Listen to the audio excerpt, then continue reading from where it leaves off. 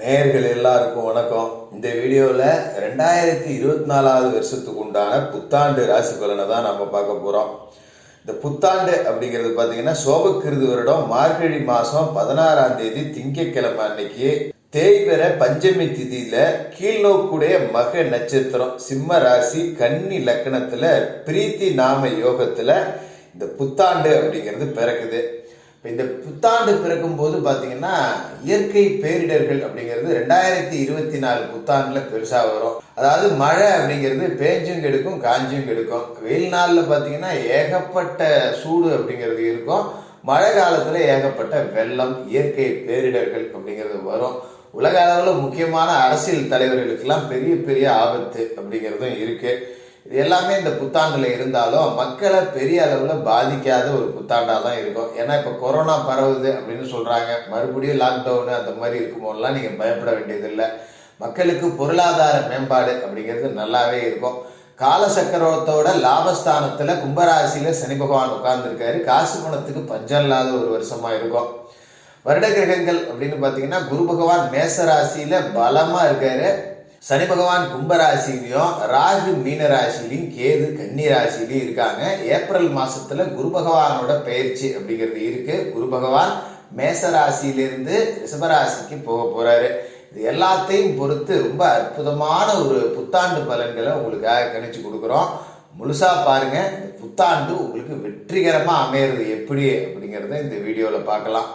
சிம்மராசி நேயர்களே, உங்களுக்கு இந்த 2024 வருடம் புத்தாண்டு எப்படி இருக்கு அப்படின்னு பார்த்தோம்னா, இந்த புத்தாண்டை உங்களுக்கு பலன்கள் அப்படிங்கிறத ரெண்டா பிரிச்சுக்கலாம். ஏன்னா ஏப்ரல் 21ஆம் தேதிக்கு பிறகு குரு பகவான் உங்களோட ராசிக்கு 9வது வீடான மேச ராசியிலேருந்து பயிற்சியாகி 10வது வீடான ரிஷபராசிக்கு போறாரு.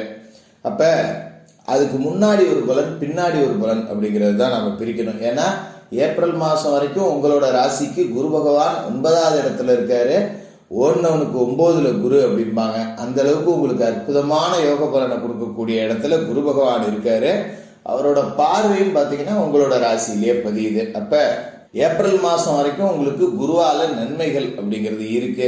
ஏப்ரலுக்கு பிறகு 10ல குரு வராரு அப்படிங்கிறதால ஒரு மாற்றம் அப்படிங்கிறதும் இருக்கு. அதையும் நம்ம பார்க்க வேண்டியதா இருக்கு. அதே நேரத்தில் உங்களோட ராசிக்கு வருட தொடக்கத்திலேயே சனி பகவான் அர்த்தாஷ்டம சனியா 7வது வீட்டில் இருக்காரு.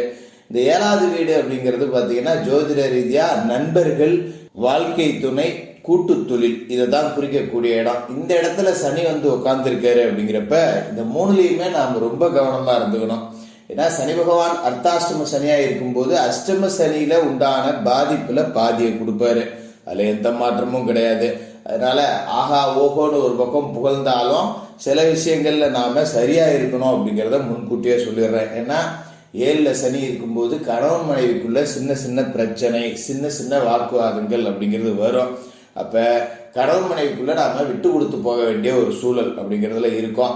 அதனால சின்ன வாக்குவாதம்னாலும் ஒருத்தருக்கு ஒருத்தர் விட்டு கொடுத்து போங்க. ஒரு சத்தம் வந்தா வீட்டை விட்டு வெளியில போயிட்டு ஒரு அரை மணி நேரம் கழிச்சு வாங்க, அதுதான் நல்லது. அதோட கூட்டு தொழில் செய்யக்கூடியவர்களுக்கு தொழில் கூட்டாளிகளால பிரச்சனை வரும். திடீர்னு எனக்கு கூட்டு வேணாம், நான் வேலைக்கு போறேன் அப்படிம்பாங்க. இல்லாட்டி நீ வேலைக்கு போய்க்க, நான் வச்சுக்கிறேன் அப்படிங்கிற மாதிரி இருக்கும். அதனால கூட்டு தொழில் செய்யறவங்க கொஞ்சம் கவனமா இருந்துக்கணும். என்னதான் நம்ம நண்பர்களோட கூட்டு தொழில் செஞ்சாலும் ஒரு சொந்த பந்தத்தோட கூட்டு தொழில் செஞ்சாலும் உட்காந்து உரிய அக்ரிமெண்ட் அப்படிங்கிறதெல்லாம் சரியா எழுதிக்கிறது தான் நல்லது. ஏன்னா சரியில்லை அப்படிங்கும்போது நாம கொஞ்சம் ஒப்பந்தத்துல கவனமா இருந்துக்கணும். அதோட ஏற்கனவே தனித்து தொழில் தொடங்குறவங்க ஒரு முதலீடு 10ல யாராவது ஒரு கூட்டாளி வந்து 10 ரூபா போட்டா தேவலாம், இன்னும் கொஞ்சம் தொழிலை பெருக்கலாம் அப்படிங்கிற மாதிரி யோசனை இருந்ததுன்னா அதை எல்லாத்தையுமே அப்படியே உதறி தள்ளி விடுங்க.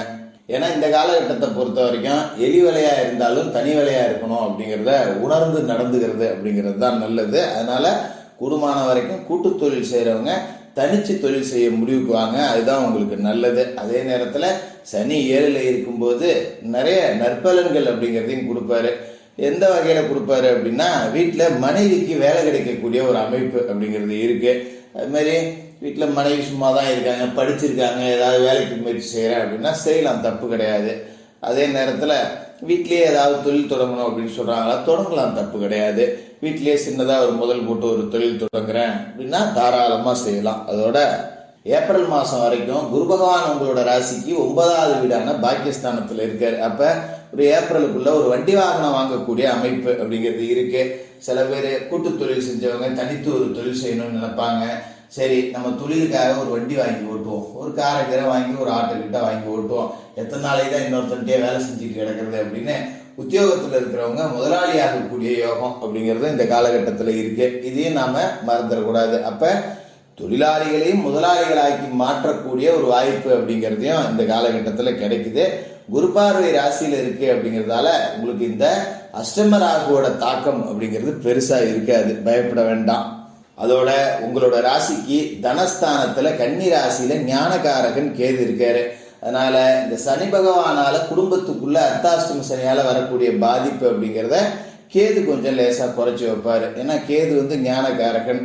வீட்டில் ஒரு பிரச்சனையே வந்தாலும் கூட அதை எப்படி தீர்க்கணும் அப்படிங்கிறது உங்களுக்கு தெரியும். அதே மாதிரி சொந்த பந்தத்தில் யாராவது தலையிட்டுங்க வாப்பா அது அப்படி இல்லை இது இப்படி அப்படின்னு ஒரு கசப்பு வந்தாலும் பேசி தீர்த்து வைக்கிறதுக்கு ஒரு 4-5 சொந்தம் இருக்கும் அப்படிங்கிறதால பயப்பட வேண்டியதில்லை. அதோட ஏப்ரல் மாதத்துக்கு பிறகு குரு பகவான் 10வது வீட்டுக்கு வராரு. அவரோட பார்வை உங்களோட ராசிக்கு தனஸ்தானத்தில் விழுவோம். கேது மேலே குரு பார்வை விழுவுது அப்படிங்கும்போது குடும்பஸ்தானம், தனம், வாக்கு இதை குறிக்கக்கூடிய இடத்துல அவரோட பார்வை விழுவதால காசு பணத்துக்கு இந்த 2024 முழுக்க உங்களுக்கு பஞ்சம் இருக்காது. அதை பற்றி கவலைப்பட வேண்டியதில்லை. 10ல் குரு இருக்கும்போது மாற்றம் வரும். அந்த மாற்றம் நல்ல மாற்றமா இருக்குமா கெட்ட மாற்றமா இருக்குமா அப்படின்னு பார்த்தோம்னா அர்த்தாசிரம சனியோட ஆதிக்கம் இருக்கு அப்படிங்கிறதால ஓரளவுக்கு ஒரு 60% சுமாரான மாற்றம் அப்படிங்கிற மாதிரி தான் இருக்கும். சுயஜாதகத்துல சனி பலம் உள்ளவங்க குரு பலம் உள்ளவங்களுக்கு இந்த மாற்றம் நல்ல முன்னேற்றமா இருக்கும். சில பேர் குடியிருக்கிற வீட்டை மாற்ற வேண்டிய ஒரு சூழல் இருக்கும். அது சுயஜாதகத்துல பலம் உள்ளவங்க ஒரு வாடகை வீட்டில் இருக்க சொந்த வீடு கட்டிக்கிட்டு போகலாம். அது ஒரு நல்ல மாற்றம் அப்படிங்கிறது தான். சில பேர் சொந்த வீட்டிலே குடியிருப்பீங்க, நேரம் சரியில்லை வாடகை வீட்டில் போயிருப்போம் அப்படின்னு இருப்பீங்க. வாடகை வீட்டில் தான் குடியிருக்கிறோம், திடீர்னு காலி பண்ண சொல்றாங்க, வேற வீடு பார்க்கணும், இன்னொரு பக்கம்லாம் போனால் வாடகை கூட கேட்குறாங்க. அந்த மாதிரி சில பேருக்கு வருத்தம் அப்படிங்கிறது இருக்கும்.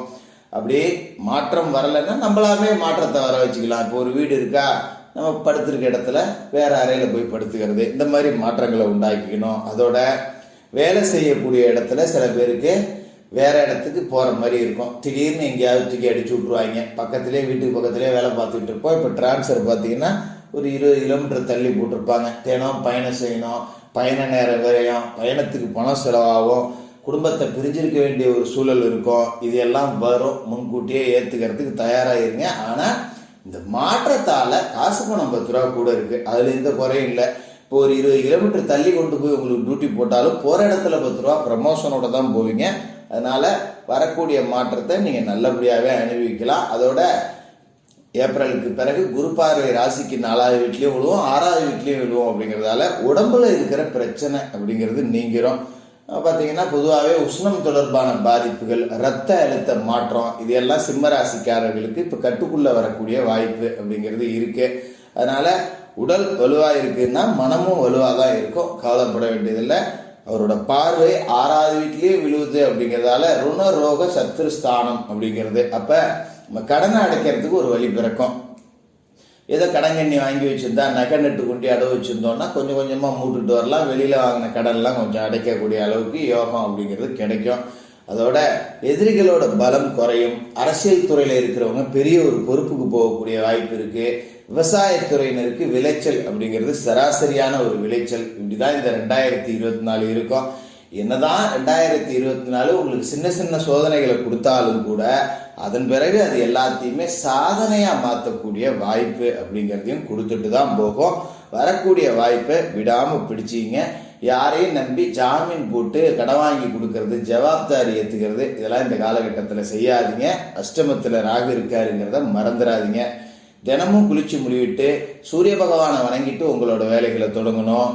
செவ்வாய்க்கிழமை ராகுகால நேரத்தில் துர்க்கை அம்மனுக்கு தீபம் ஏற்றுங்க. சனிக்கிழமையில சனி பகவானுக்கு எல் தீபமும், வியாழக்கிழமையில குரு பகவானுக்கு நெய் தீபமும் ஏற்றிட்டு வாங்க. இந்த 2024 புத்தாண்டு அப்படிங்கிறது சோதனைகள் வந்தாலும் அதை எல்லாத்தையுமே ஜெயிச்சு ஒரு சாதனையா மாற்றக்கூடிய அமைப்பை கொடுக்கும். சிம்ம ராசிக்காரர்களுக்கு புத்தாண்டு